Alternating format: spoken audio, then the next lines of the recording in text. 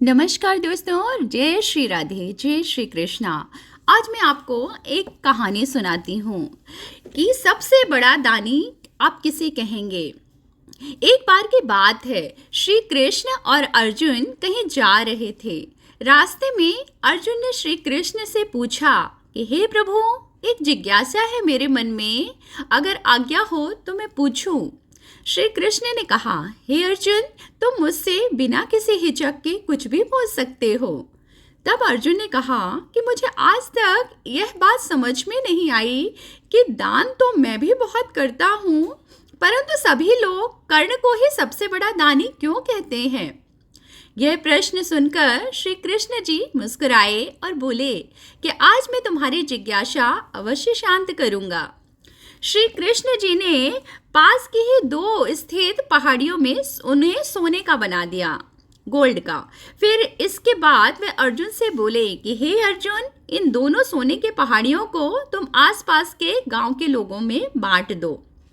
अर्जुन प्रभु से आज्ञा लेकर तुरंत यह काम करने के लिए चल दिए। उसने सभी गांव वालों को बुलाया और उनसे कहा कि वह उन लोगों को पंक्तियों में बोला, खड़े हो जाओ, अब मैं आपको सोना बांटूंगा। और सोना बांटना शुरू कर दिया।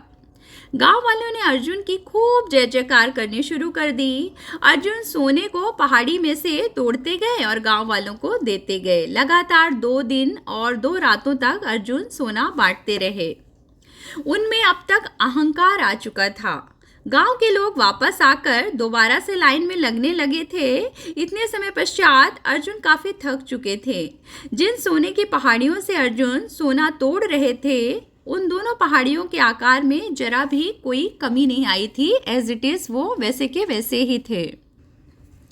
अब अर्जुन ने श्री कृष्ण से कहा कि अब मुझसे यह काम और नहीं हो सकेगा, मुझे थोड़ा सा विश्राम चाहिए। प्रभु ने कहा कि ठीक है, तुम अब विश्राम करो। और उन्होंने फिर कर्ण को बुलाया। उन्होंने कर्ण से कहा कि इन दोनों पहाड़ियों का सोना इन गांव वालों में बांट दो। कर्ण तुरंत सोना बांटने चल दिए। उन्होंने गांव वालों को बुलाया और उनसे यह कहा कि यह सोना आप लोगों का है, जिसको जितना सोना चाहिए वे यहाँ से ले जाएं। ऐसा कहकर कर्ण वहाँ से चले गए। अर्जुन बोले कि ऐसा विचार मेरे मन में क्यों नहीं आया प्रभु। इस पर श्री कृष्ण जी ने जवाब दिया कि तुम्हें सोने से मोह हो गया था। तुम खुद यह निर्णय कर रहे थे कि किस गांव वाले की कितनी जरूरत है, उतना ही सोना तुम पहाड़ी में से खोद कर उन्हें दोगे। तुम में दाता होने का भाव आ गया था। दूसरी तरफ कर्ण ने ऐसा नहीं किया।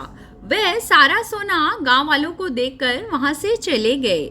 वे नहीं चाहते थे कि उनके सामने कोई उनकी जय जयकार करे या प्रशंसा करे। उनके पीठ पीछे भी लोग क्या कहते हैं, उससे उनको कोई फर्क नहीं पड़ता था। यह उस आदमी की निशानी होती है जिसे आत्मज्ञान प्राप्त हो चुका हो। इस तरह श्री कृष्ण ने खूबसूरत तरीके से अर्जुन के प्रश्न का उत्तर दिया और अर्जुन को भी उनके प्रश्न का उत्तर मिल चुका था। दान देने के बदले में धन्यवाद या बधाई की उम्मीद करना भी उपहार नहीं, सौदा कहलाता है। यदि हम किसी को कुछ दान या सहयोग करना चाहते हैं तो हमें यह कार्य बिना किसी आशा या उम्मीद के करना चाहिए, ताकि यह हमारा सत्कर्म हो, ना कि हमारा अहंकार। बड़ा दानी वही है जो बिना किसी इच्छा के दान देता है, और जब वह दान देता है तो यह नहीं चाहता कि कोई मेरी जय जयकार करे।